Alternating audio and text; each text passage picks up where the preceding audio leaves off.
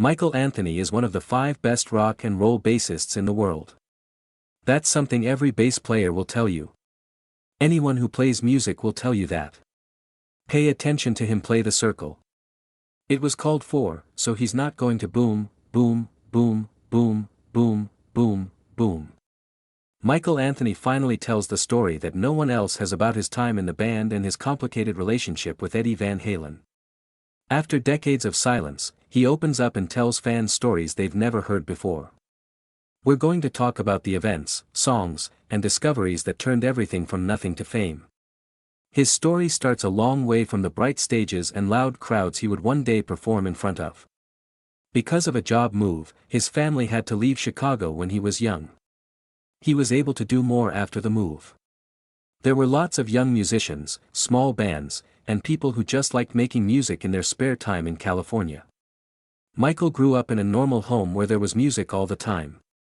The house was often filled with the sound of his father playing the trumpet. Michael learned rhythm early, long before he learned how to play the bass because of this.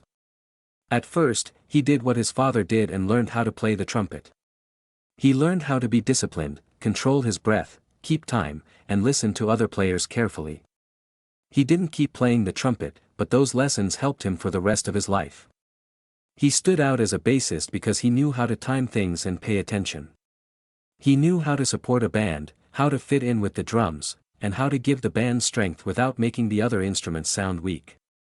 When Van Halen was formed, those skills became very important. Michael tried out different instruments when he was a teenager. He liked rock bands and the bass sound made him feel good. He liked how steady the sound was and how responsible it made him feel.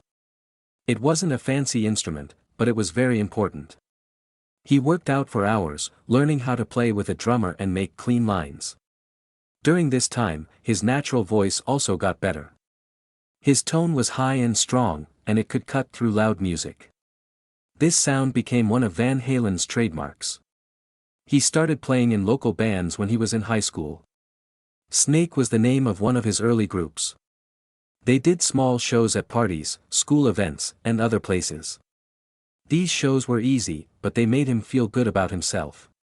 He learned how to stay calm when something went wrong, how to speak in front of people, and how to use the tools. He also learned how important it was to work with others. He thought that for the rest of his career, a band could only work if everyone respected each other. A lot of young musicians who were trying to find their sound met him in California's music scene. One of them was Eddie and Alex Van Halen, who were brothers and played in their own band called Mammoth.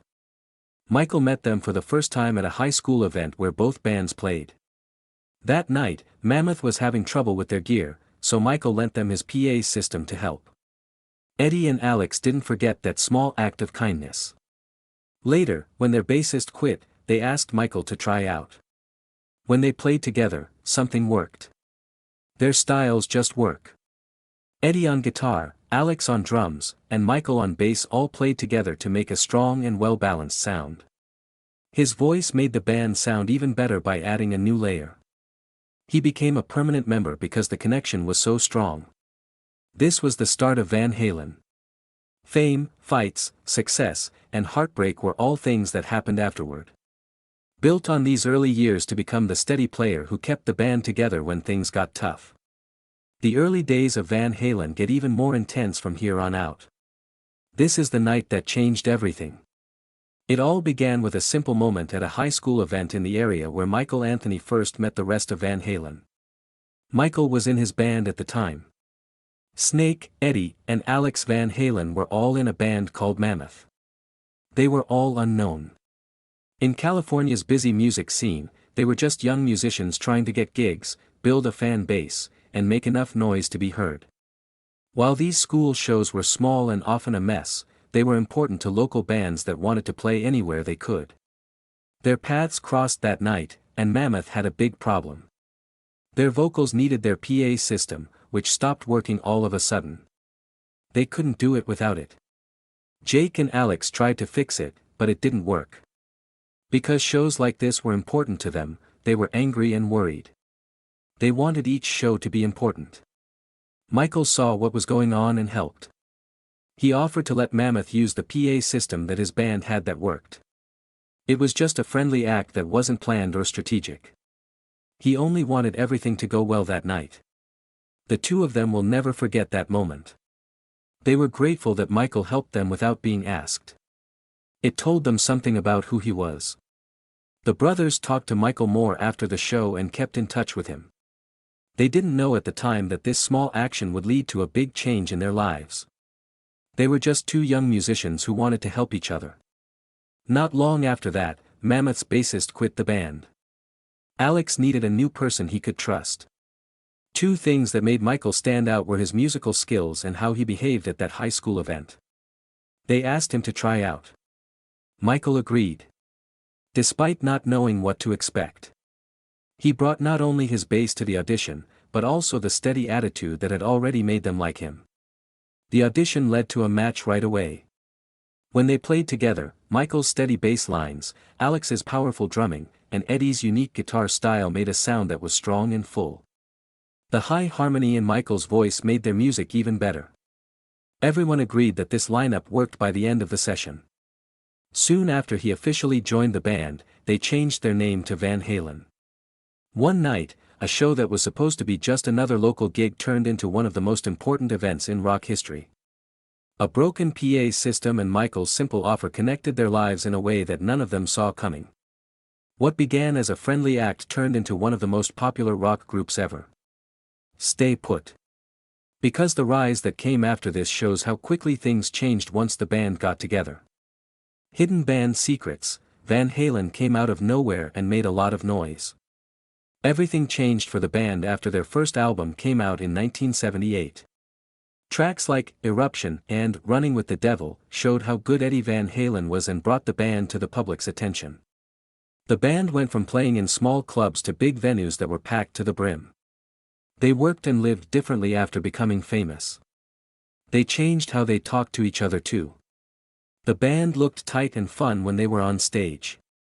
Most of the attention was on Eddie's guitar. The media and his fans were interested in how he played the guitar, but the music needed more than that. Some of that sound came from Michael Anthony's bass and background vocals. His voice and time helped make the songs what they were. A lot of fans thought the band worked well together. Going on behind the scenes, things were hard. Touring kept going on. There was a lot to do. They played every night and went from city to city. There wasn't much time to rest on the tour bus because we were always moving. Things that were small before get worse when people are tired. They were a strong band in public. In private, stress and pressure caused problems. The Van Halen brothers started to make decisions. Eddie and Alex began making many of their own decisions. When they chose songs, set lists, and business moves, they didn't always include the other members. This made it less open for sharing ideas and having discussions. Things change in a band when a few people are in charge. It became less important to people who used to be equals. When David Lee Roth was there, it added to the stress. He had a big personality and liked being the center of attention. His demands and style didn't always fit with what other people wanted. Then there were fights and tension. It was hard for the group to find a solution that made everyone happy. Michael often stepped in to quiet things down. He tried to keep the band's attention on the show and the music.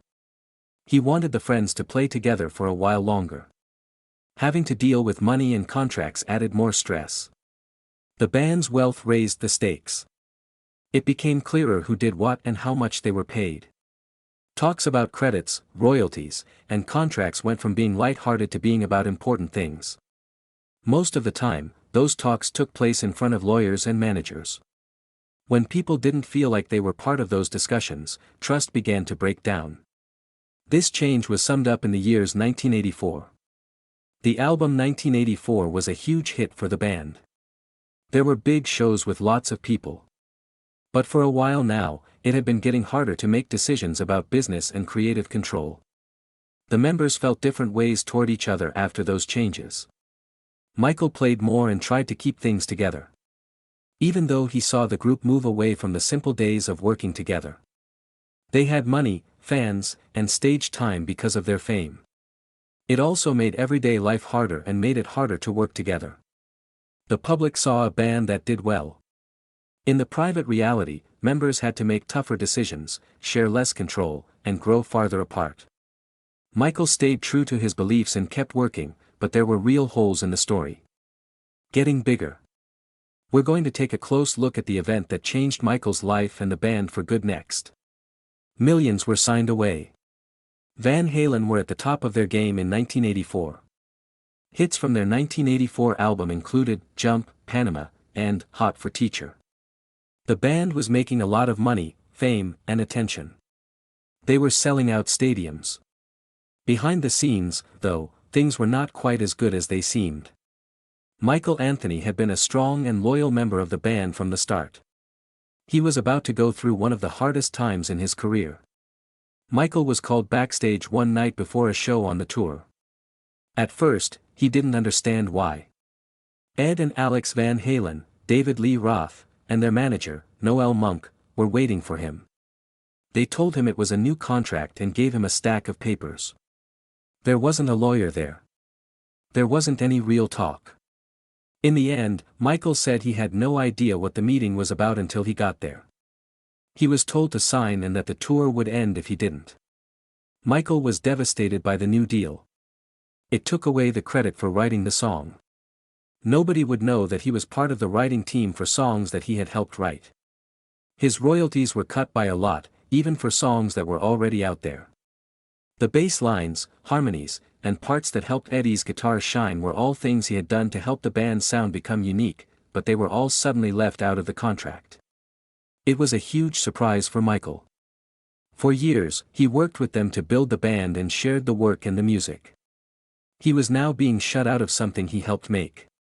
He didn't have much time to answer. The choice was clear. Show a sign or the tour will end. There was no way to work things out. Michael felt suffocated. He really cared about the fans and people who were waiting outside for the show. He didn't want to let anyone down by canceling the concert. At that point, he had to make the tough choice to sign the contract. He did it because he loved the music and the fans, but it changed everything about his relationship with the band.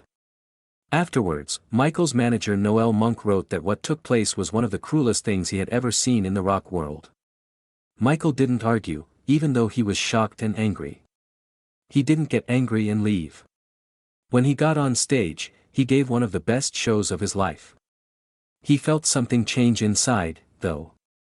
He didn't trust or feel close to the band like he did before. There was less and less laughter, friendship, and a sense of family. Things changed between Michael and the Van Halen brothers after that. He kept playing in the band and contributing, but his role had changed in a quiet way.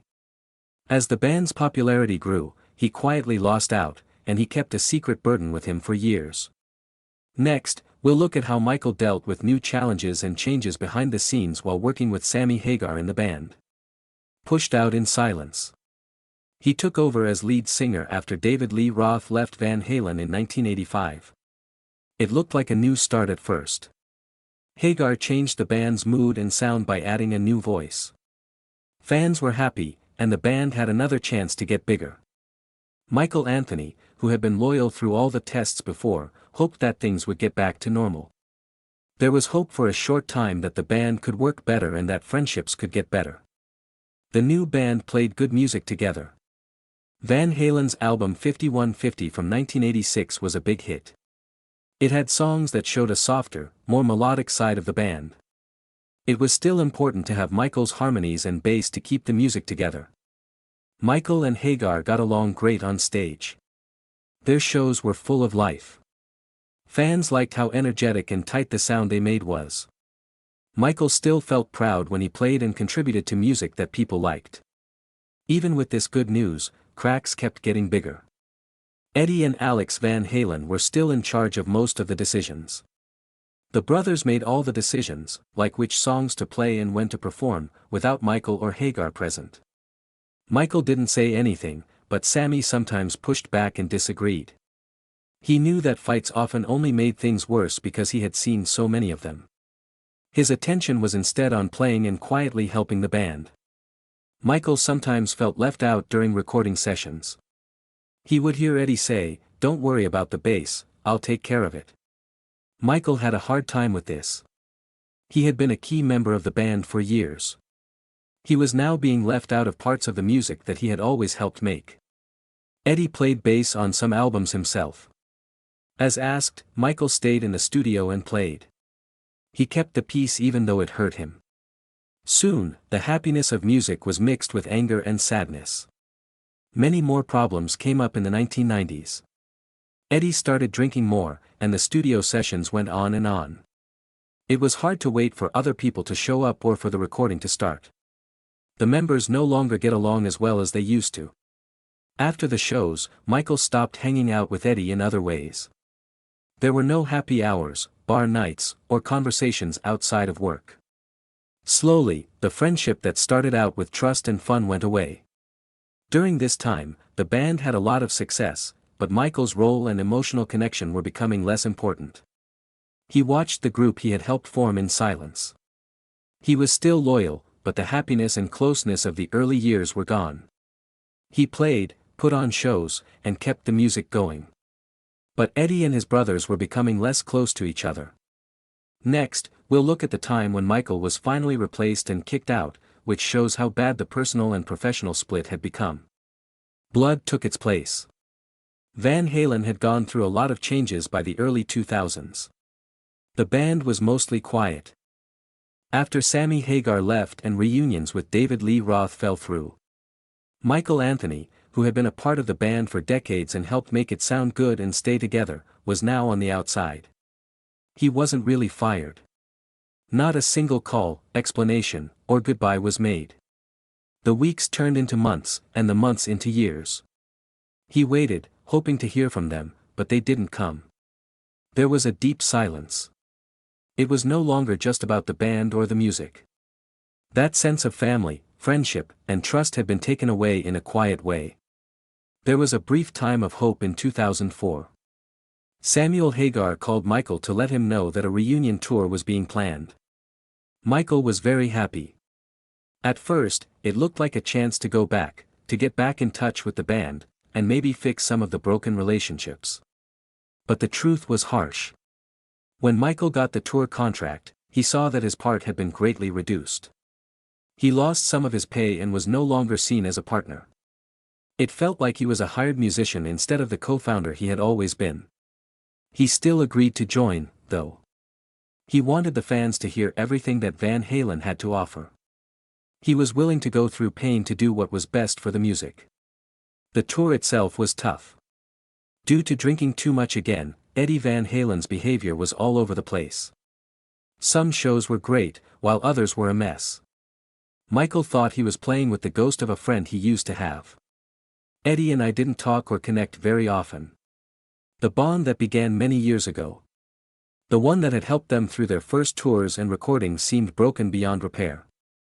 After that, Michael found out from the news, not Eddie, that Van Halen was getting back together in 2006.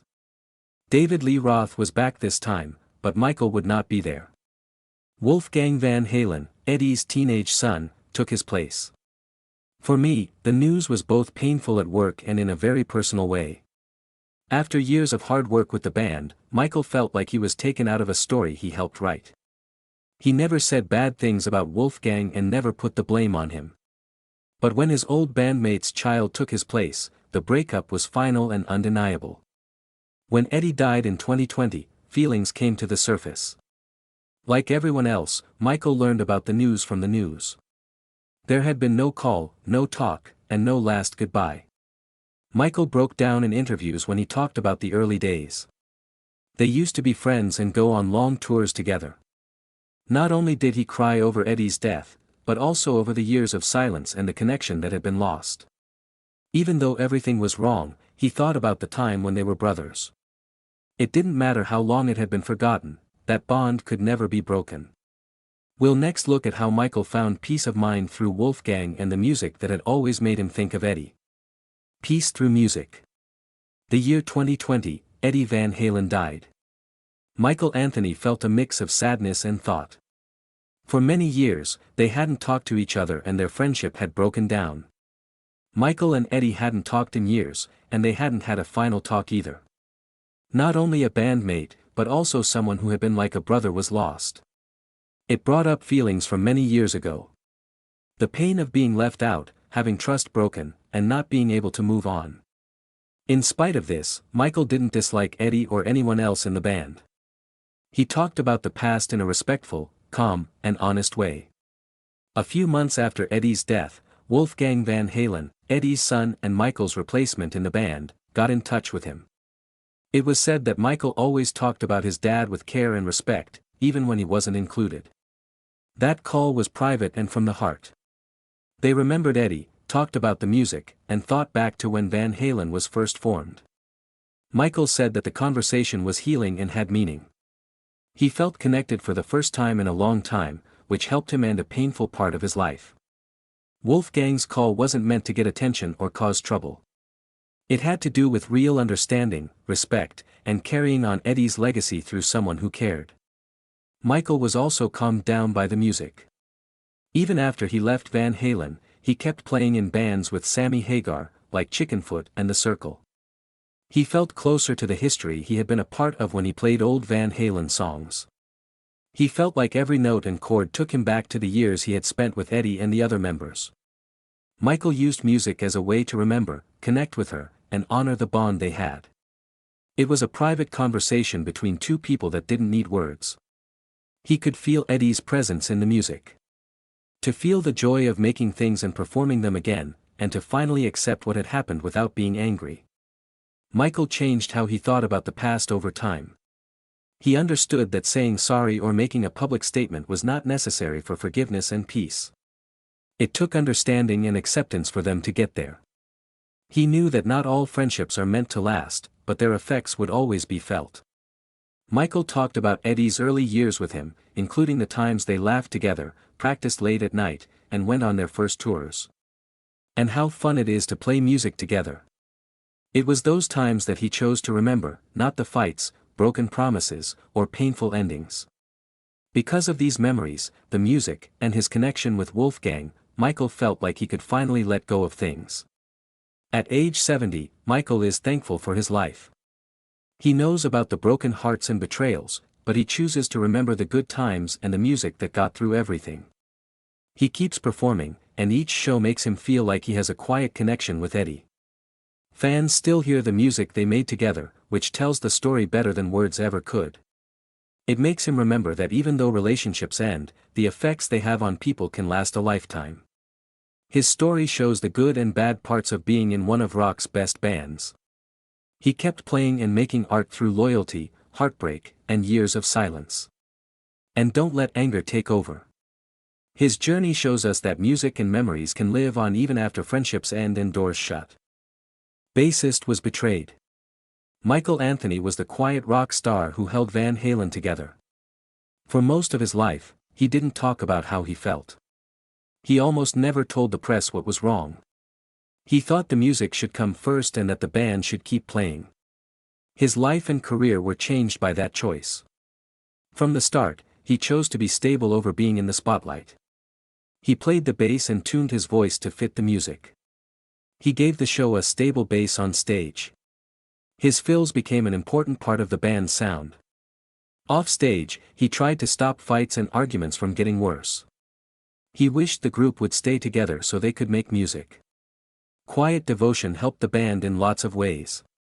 When things got heated, he stepped in, not to lead, but to calm things down. He didn't try too hard to be in the middle. He didn't try to make the news. He liked to deal with problems alone. Fans knew they could count on him on the left side of the stage. He was the person in the band who never changed, even when everyone else did. It cost something to keep quiet. Some choices that affected him were made without much discussion. A deal he made in 1984 was one of the most important. In the backstage area, he was given papers to sign. With the new deal, songwriters were not given credit and royalties were cut. They didn't have time, a lawyer, or a real choice. He agreed because he didn't want to back out of the show and let fans down. He felt different about his part in the band after that. He kept playing, but he didn't feel like he was a full part of the team anymore. He saw his role change over the years. On some records, other members recorded parts that he used to play. It was not his business to talk about money or make creative choices. He still chose not to show his anger in public. He said he was quiet to keep the music alive for people who were listening. He didn't want fights between band members to separate them from their fans. The quiet life also meant losing friends every day. Early on, they shared little things that made them trust each other. They laughed, ate, and played until late at night. As their fame grew, those times went away. He missed how easy things were back then. He felt more alone even when he was in a crowd. That loneliness was kept secret. He learned to handle change without making a big deal out of it. He kept making music after the Van Halen part was over. He worked on other projects and kept singing the songs that people loved. Michael lost his cool on camera when Eddie Van Halen died. He cried as he thought about their childhood and how close they used to be. His reaction showed how much pain he was in even though he wasn't showing it. Michael chose to be quiet, but it cost him. He looked out for the music. He kept himself safe from fights. Being loyal even though it wasn't always rewarded was a secret burden he had to carry. He didn't stop. He kept playing, though, and millions of fans were happy that he did. Make sure to